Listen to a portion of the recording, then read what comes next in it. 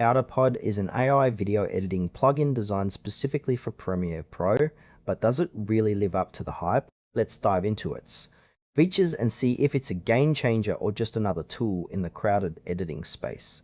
So, AutoPod aims to simplify video editing by leveraging AI to automate tasks like cutting and syncing footage.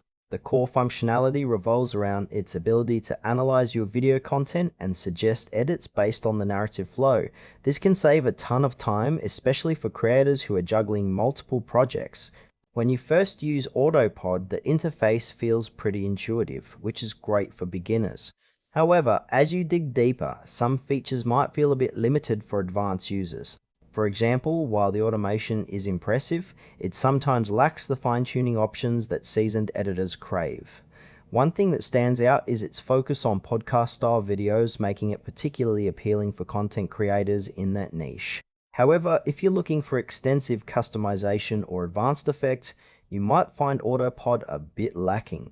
Overall, it feels like a solid entry point, but may leave some users wanting more flexibility. Now, let's talk pros and cons. On the positive side, AutoPod can significantly speed up the editing process, especially for those who produce a lot of content. The AI-driven recommendations can be a real time saver. However, there are some drawbacks. The plugin can feel a bit basic for more experienced editors who might be used to more comprehensive tools.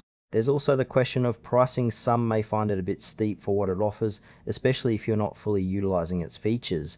Additionally, while it's great for podcasting, it may not cater well to other types of video content, which could limit its appeal. So, if you're a casual creator, it might work for you, but pros might need to look elsewhere. In conclusion, AutoPod is a solid choice for those looking to streamline their video editing, particularly for podcast-style content. However, if you're an advanced editor seeking extensive customization, you might want to explore other options. Overall, it's worth trying if you're looking to save time, but manage your expectations regarding its limitations.